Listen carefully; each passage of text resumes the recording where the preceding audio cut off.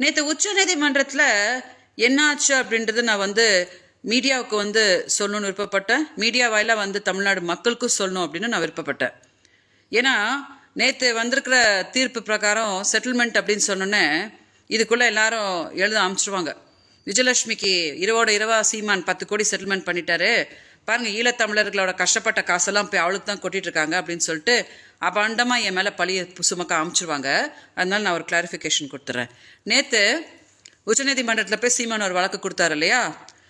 சென்னை உயர்நீதிமன்றத்தில் எஃப்ஐஆரை குவாஷ் பண்ண சொல்லி சீமான் வழக்கு கொடுத்த போது காவல்துறை தரப்பில் ஒரு லாயர் என் சார்பாக வாதாடி, அதாவது அவங்க பாதிக்கப்பட்டிருக்கிறாங்க அப்படின்லாம் எக்ஸ்பிளைன் பண்ணி அப்புறம் தானே நீதிபதி அதுக்கு ஒரு உத்தரவு கொடுத்தாரு, அதை போய் என்னன்னு பாருங்க அப்படின்னு சொல்லிட்டு.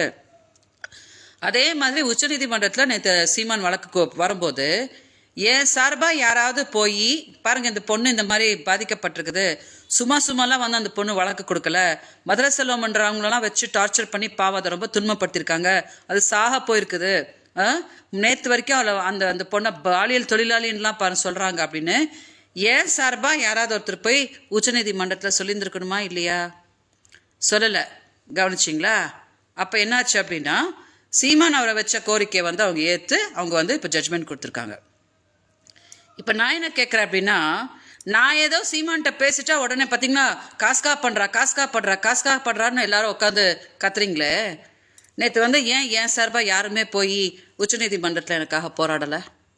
இந்த கேள்வி கேட்கும்போது நான் எல்லாருக்கும் என்ன புரிய வைக்கிறேன் அப்படின்னா, முந்தா நேற்று நான் கதறி அழுதேன் இல்லையா? ஏன் அழுதேன்னா, எனக்கு எந்த நீதியும் கிடைக்காது, எனக்கு எந்த நியாயமும் கிடைக்காது, இந்த கேஸில் கிடைக்கவும் விட மாட்டாங்க அப்படின்றது நான் தெரிஞ்சுக்கிட்டேன். ஓகே, ஸோ இதை தாண்டி நான் போய் எந்த போராட்டமும் பண்ணிக்கிட்டு நான் எந்த ஒரு இதுவும் நான் பண்ணிக்கவே மாட்டேன். ஏன்னா யாரும் சீமானுக்கு பாவம் அந்த பொண்ணு கஷ்டப்பட்டுட்டு இருக்கு, அந்த பொண்ணோட சாபத்தை கட்டிக்காத அப்படின்னு யாரும் சொல்லிட்டல. எல்லாரும் அடுத்தது அவளை எவ்வளோ முடியுமோ அசிங்கப்படுத்து, அவளை எவ்வளோ முடியுமோ கொச்சப்படுத்து அப்படின்னு அந்த ரூட்டு தான் எடுத்துகிட்டு போயிட்டு இருக்கிறதுனால அந்த அசிங்கத்துக்குள்ளெல்லாம் இறங்கி நான் போராடணுன்ற அவசியம் எனக்கு கிடையாது. ஓகே, ஸோ இது வரைக்கும் மக்கள் எனக்கு கொடுத்த ஆதரவுக்கு மக்களெல்லாம் புரிஞ்சுக்குவாங்க. விஜயலட்சுமி இப்போ கூட ஏமாற்றப்பட்டிருக்காங்கல்ல அப்படின்னு மக்கள் புரிஞ்சுக்குவாங்க, மீடியாவும் புரிஞ்சுக்குவாங்க, எல்லாரும் புரிஞ்சுக்குவாங்க. ஸோ நீங்கள் எல்லாரும் எனக்கு கொடுத்த ஆதரவுக்கு நான் ரொம்ப நன்றி தெரிவிச்சுக்கிறேன். வணக்கம். இல்லை, ஃபர்தர் எந்த கம்ப்ளைண்ட்டும் கொடுக்க வேண்டாம்னு நானே சொல்லிட்டேன் சார். நானே எல்லார்ட்டையும் சொல்லிட்டேன், விட்டுடுங்க, இதோ விட்டுடுங்க. ஏன்னா எந்த கம்ப்ளைண்ட் கொடுத்தாலும் எந்த ஆக்ஷனும் யாரும் எடுத்துகிட்டு இல்லை. நான் அதுக்கு தான் இந்த வீடியோவில் இப்போ சொல்லிட்டேன். அதாவது நேற்று உச்சநீதிமன்றத்தில் நான் எப்படி கைவிடப்பட்டேன் அப்படின்றது இந்த வீடியோவில் சொல்லிட்டேன். ஸோ நீங்கள் நல்லா புரிஞ்சுக்குவீங்க. மீடியா ரொம்ப இன்டெலிஜென்ட்னால நீங்கள் டக்குன்னு கேட்ச் பண்ணிவிடுவீங்க நான் என்னத்தை சொன்னேன் அப்படின்னு சொல்லிட்டு.